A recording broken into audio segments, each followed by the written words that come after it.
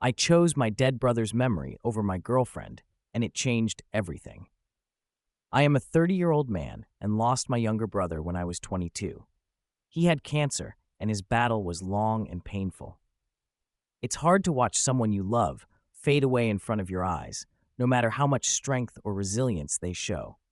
He fought harder than anyone I've ever known, and in the end, he was still taken from us. The day he passed is etched in my memory forever. Since then, I've found it important to create a way to honor him, something that would keep his memory alive for me, even though he's no longer here. That's how my personal tradition started. Every year, on the anniversary of his death, I take the day off from work. I visit his grave to spend some quiet time with him. Then, I donate blood in his memory. It's something small, but it's my way of acknowledging the fight he put up and the fight so many others are going through.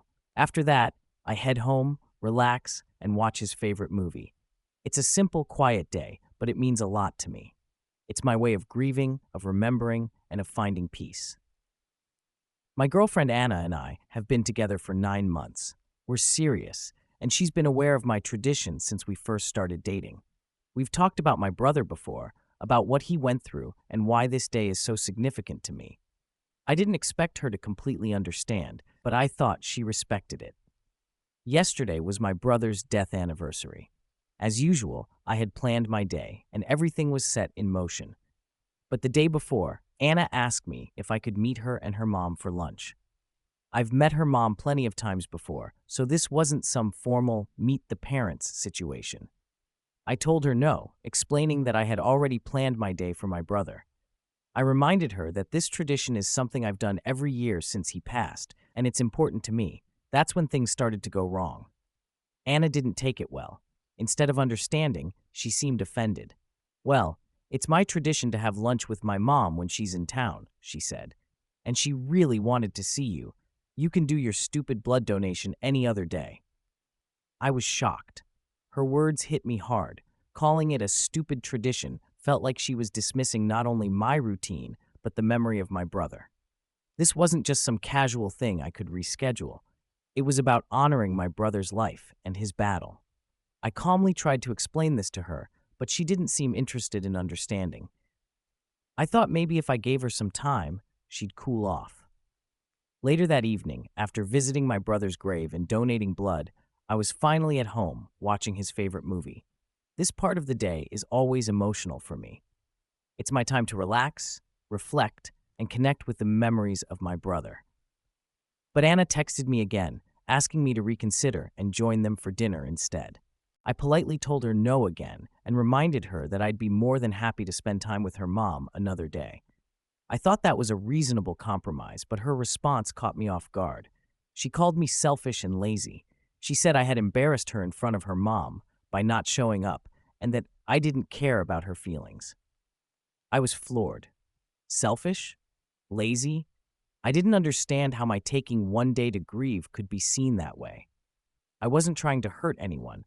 I just needed this day for myself, to honor my brother in my own way. Since that argument, Anna has been distant. She barely speaks to me, and when she does, it's short and cold. I've started questioning everything. Did I do something wrong? Was I being too rigid about my tradition? Could I have just joined them for an hour to make her happy? The guilt started creeping in, and I wondered if maybe I owed her an apology. But at the same time, I kept thinking, if she can't understand something this important to me, what does that say about us? Update. After a few days of silence, I reached out to Anna, hoping we could talk things through. I didn't want to leave things hanging in such an awkward way, and I thought maybe we could clear the air.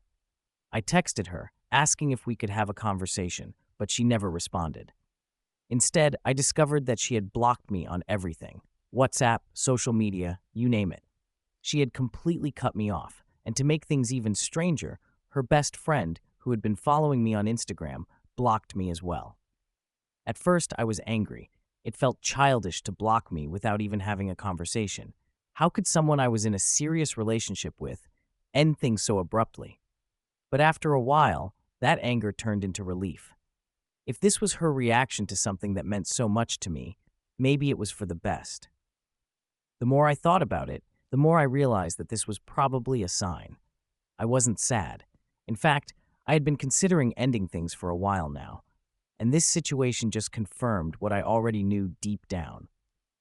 Some people on Reddit have pointed out that my brother's remembrance tradition may have saved me from a lifetime of misery with Anna. It made me smile to think that maybe, in a way, my brother was still looking out for me. Maybe he knew that anyone who couldn't respect my way of honoring him wasn't right for me. In the end, I don't regret how things turned out. My brother was, and always will be, a huge part of my life, and no one will ever come before that. And if that makes me selfish, so be it.